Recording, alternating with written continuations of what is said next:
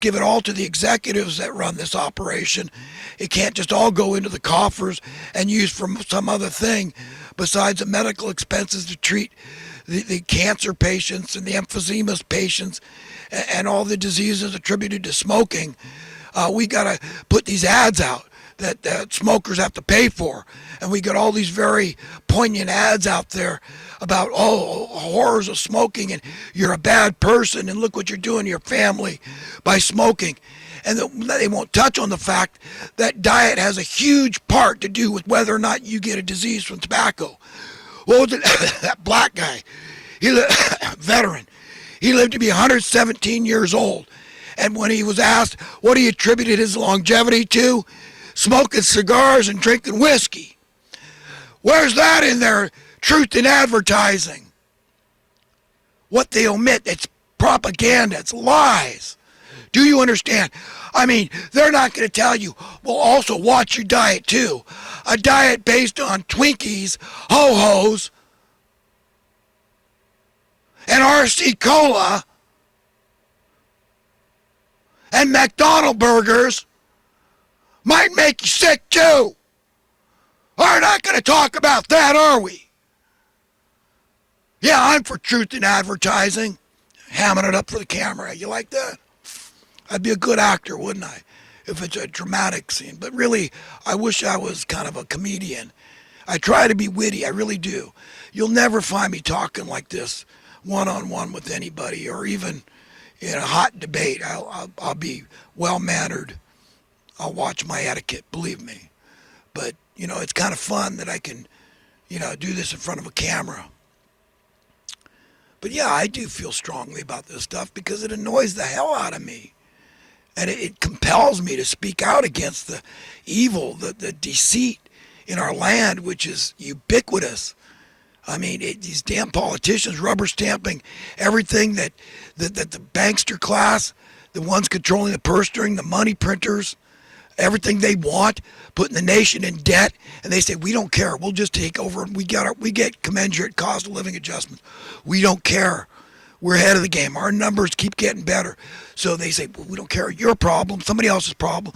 Let it fall on the backs of the minimum wage workers. Let them tighten their belts. $5, $6, $7, $8 price gasoline. Let them suck it up, man. Let somebody else pay. But I need a cost of living adjustment. Hey, my gasoline prices went up. Hey, my mortgage went up. Hey, my rent went up. I need a cost of living adjustment.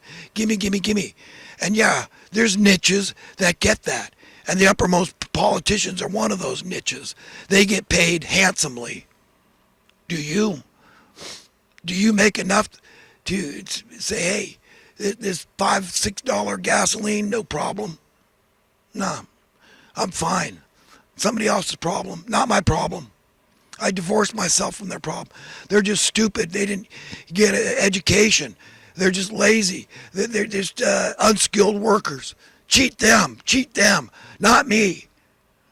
It reminds me of Christ being crucified. No, he didn't do anything to anybody, but we want to murder him. First degree murder, capital punishment. Hang him high, put him on a cross, put nails through his hands and feet. Let Barabbas, the murderer, go.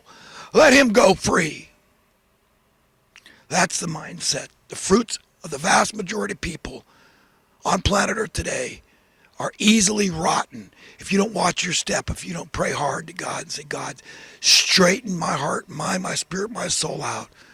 I want to be clean. I want a pure heart in your sight. I want my fruits to be right in your sight. One other thing about this George Soros character. He's a devout atheist. When asked if he believes in God, no, he doesn't. But he's been very instrumental in the affairs over there in Ukraine. Godlessness.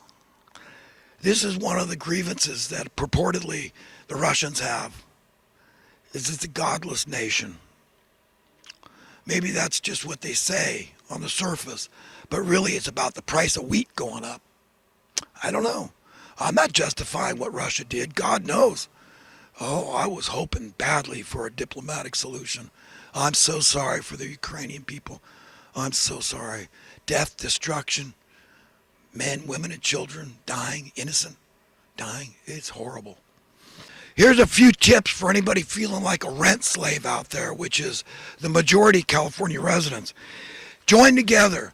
Find 2, 4, 6 couples, whatever it takes. Buy a house together. Split up the rooms. Do what it takes to survive. That's one thing you could do.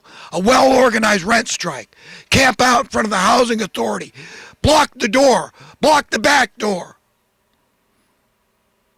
Organize it.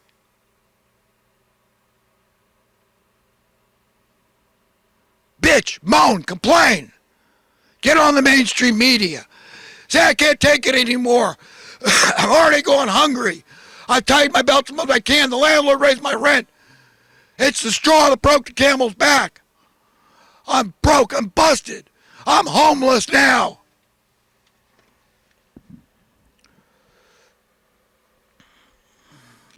You know, I watched this TMZ Live and the other one, and I heard Harvey Levin talk, we take freedom for granted. And that's subject to interpretation. That's a very subjective term, freedom. We bandy that term about free. Are you free from your bills? Are you free from complying and conforming to this monetary-based unreality that's shoved down our throats from birth? Are you free? Elon Musk's challenge to Putin is kind of laughable, but it takes courage, because if Putin took him up on it, he's laying his life on the line. That's a billionaire that's laying his life on the line, and I admire that, because people die in fist fights. Okay, hand to hand, they die. Thank God for the police. They caught this homeless assassin. You hear about that? What a psycho, man. Good luck facing your maker when Jesus said, whatever you do or fail to do for the least of men, you do or fail to do for me.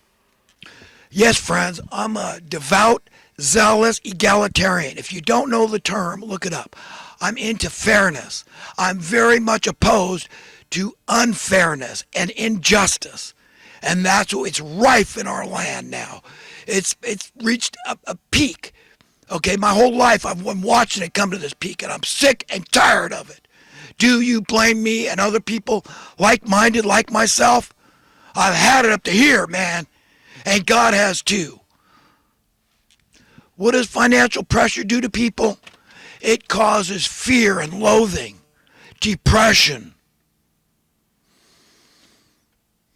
stress, insecurity, misery, and suffering. All unnecessary, imposed on us by evil men. All right, friends, I'm on to a thought or two from this last several weeks. It's been a while since I got to any thoughts.